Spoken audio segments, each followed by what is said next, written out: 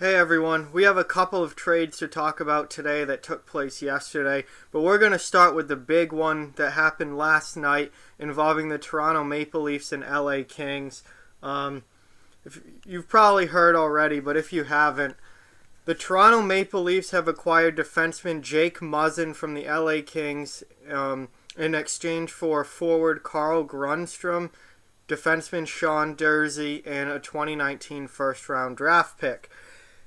And this is exactly what the doctor ordered for the Toronto Maple Leafs. If you've, all season long, I've been railing on Toronto's defense. I did not think they were a legitimate Stanley Cup contender with the defense that they had. I was pretty vehement about them being out in the first round with the lack of toughness and the lousy defense that they have.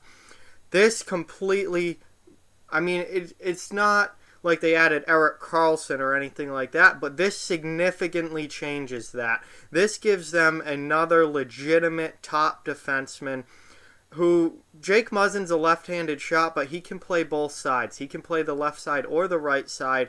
He can play with Morgan Rielly, and that gets Ron Hainsey off the freaking top pair, back where he belongs down in the lineup. This changes a lot for the Toronto Maple Leafs. They go from having one of the worst defense cores in the entire NHL to having a legitimate top pair with Rielly and Muzzin, an okay second pair, and then actually a pretty strong third pair. If Hainsey drops down to the third pair with Dermott, that's actually not bad for a third pair. I still think, they're obviously their defense doesn't stack up to the likes of Winnipeg or Nashville or San Jose, but it's a hell of a lot better with Jake Muzzin in the lineup than it was without. And Muzzin is a guy who greatly helps this team in so many ways. He can add a little bit offensively, but he's mostly a really good defensive defenseman, guy in his own end, very responsible player. He's willing to hit. He doesn't fight very much, but he has shown over the years that he can drop the gloves if he needs to, which is something Toronto does not have a lot of. So he helps them physically. He helps them defensively. He adds another, really good piece to this back end. His salary is not that very high. He's only making, I believe, $4 million a year. So for a top pair defenseman, that is nothing. He's a guy who is signed beyond this year. He has this year under contract and next year, I believe, so he's not a free agent until 2020. This was an A-plus move for the Toronto Maple Leafs. This is exactly the kind of move that they needed to make to legitimize themselves as a real threat to go deep into the playoffs and maybe to the Stanley Cup. Because they weren't doing it with the defense that they had before. Now you add another huge top four piece to that defense, and you've got a much more legitimate shot of going deep into the playoffs. Let's talk about what they gave up a little bit. Honestly, I had never heard of either of these players. I had to look them up before this video to get an idea of what Toronto gave up. Carl Grundstrom is a winger. He was playing in the AHL for Toronto. He'll now play in the AHL for LA. I believe he has 29 points this year in the AHL. He's not a grade A, ready for the NHL prospect. Not somebody who's going to burst onto the scene and make big strides with LA. Somebody who's probably going to stay in the AHL for the rest of this year, maybe even next year as well. Well, LA will have to wait and see what they got with him. I think there's potential there. He's 21 years old. He's a pretty good scoring winger. I do think that there's potential there, but nothing is guaranteed. Sean Durzi, he is a defenseman. He's 20 years old, playing in the OHL. Again, way too early to tell with him. He puts up good numbers in juniors. His numbers in the OHL are very good. But, that doesn't really mean much as far as translating to the pro game. I've seen a lot of players be really good in juniors and then do nothing at the pro level. So, again, these are two prospects. They're guys to look at for the future for the Kings. The Kings obviously aren't going to do much with their team right now, so they want to acquire young assets, and that's exactly what they did.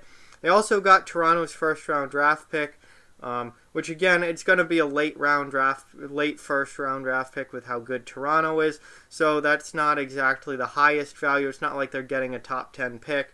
But again, it's another first-round draft pick, and you can pull some really good players out of the later round or later part of the first round. Look at Boston and David Pastrnak. I think that's a prime example of a guy who got taken in the 20s in the first round, in the 20s overall, and ended up looking like a guy who probably should have been taken top 10.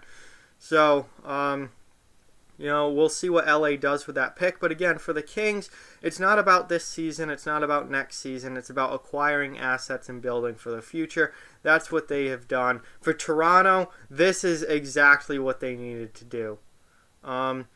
Jake Muzzin, he changes so much on that team. Now, I don't think he's a one-man fix-all for Toronto's issues. There are still holes in that lineup. Their defense 1 to 6 does not stack up with other top teams in the league like Tampa Bay, like Nashville, like San Jose, like even Calgary. They still aren't there yet as an entire defense core. However, their offense is probably a little bit ahead of the rest of those teams, with the exception of maybe Tampa Bay and maybe Calgary. But they're maybe a little bit further along offensively, where those teams are further along defensively. This does certainly help their chances, though. I still don't think Toronto's tough enough. I think that their lack of physicality and lack of toughness is really going to hurt them come playoff time. They're a team that we've seen can be physically taken advantage of, and I think Boston has done that to Toronto on multiple occasions this season. When Boston plays Toronto physically, Boston tends to win the game. And come playoff time, I think Boston is just going to physically dominate Toronto if that is the 2-3 matchup. And that's going to be an issue that the Maple Leafs are going to have to address. But this certainly helps them. It does help them in that aspect because Jake Muzzin can play physically. He is a good defensive defenseman, and he will hit. He will certainly hit, and he can drop the gloves if need be. So he does help out a little bit in that aspect. I do think they need a little bit more sandpaper in the lineup, a little bit more toughness and grit in their bottom six if they want to do anything come playoff time. But we're still a ways away from the trade deadline. This does not have to be the only move that Toronto makes. It drastically helps them.